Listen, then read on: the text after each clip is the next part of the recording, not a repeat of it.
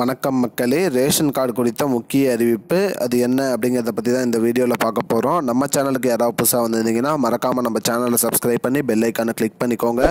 இந்த வீடியோவுக்கு ஒரே ஒரு லைக்கை மட்டும் கொடுத்துருங்க. வாங்க வீடியோக்குள்ளே போகலாம்.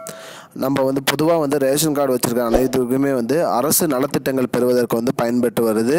மேலும் ரேஷன் கடையில் பொருட்களும் மலிவு விலையில் கொடுத்துட்டு வராங்க. அரசு நலத்திட்டங்கள் என்னென்னு பார்த்திங்கன்னா, இந்த பொங்கல் பரிசு, மகளிர் உரிமை தொகை, இது போன்ற திட்டங்கள் எல்லாம் அனைத்தும் நம்ம பெறுவதற்கு ரேஷன் கார்டு வச்சு தான் நம்ம வாங்குவதாக இருக்குது. அத்தகைய ரேஷன் கார்டு உள்ளவர்கள் மட்டும் இந்த பொருட்கள்லாம் வழங்கி வராங்க. மேலும் தமிழ்நாட்டில் 3 கோடி குடும்ப அட்டைகள் இப்போ கரண்ட்டாக நடப்பில் உள்ளது. கடந்த வருடம், அதாவது மே 2021 முதல் தற்போது வரை 15 லட்சம் ரேஷன் கார்டுகள், புதிய ரேஷன் கார்டுகள் அச்சடிக்கப்பட்டு கொடுத்துருக்கு. மேலும் இப்போது கடந்த ஒரு 7 மாதங்களாக புதிதாக ரேஷன் கார்டு வழங்குவதை நிறுத்தி வச்சுருக்காங்க.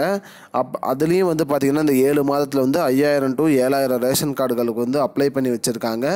அவங்களுக்கு யாருக்குமே என்ன ரேஷன் கார்டு கொடுக்கலங்கிற மாதிரின்னு சொல்லியிருக்காங்க. மேலும் விரைவில் எம்பி எலெக்ஷன் வருவதனால அனைவருக்குமே ரேஷன் கார்டு வழங்கணும் அப்படிங்கிற மாதிரி சொல்லியிருக்காங்க.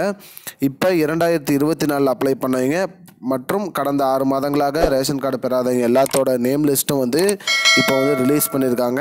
உங்களோட பெயர் பட்டியல் வெளியிடப்பட்டுள்ளது. அந்த பெயர் பட்டியலில் நேமு எல்லாம் கரெக்டாக இருக்கா அப்படின்னு செக் பண்ணி நீங்கள் கன்ஃபார்ம் பண்ணிட்டீங்கன்னா உங்களுக்கு ரேஷன் கார்டு எம்பி எலெக்ஷன் வருவதுக்குள்ளே கொடுத்துருவாங்க. அப்படி இல்லை அப்படின்னு பார்த்தீங்கன்னா எம்பி எலெக்ஷன் வருவதனால காலதாமதம் பண்ணிடுவாங்க.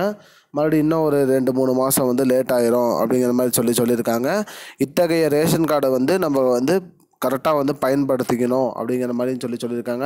அதை மிஸ் பண்ணிடாமல் பத்திரமா வச்சுக்கணுங்கிற மாதிரி சொல்லியிருக்காங்க. இதுதான் மக்களே இப்போதைக்கு முக்கியமான பயனுள்ள தகவல். இது போன்ற பயனுள்ள தகவலை தெரிஞ்சுக்கொள்ள நம்முடைய சேனலை மறக்காமல் சப்ஸ்கிரைப் பண்ணுங்கள். நன்றி. I don't understand your jokes, man.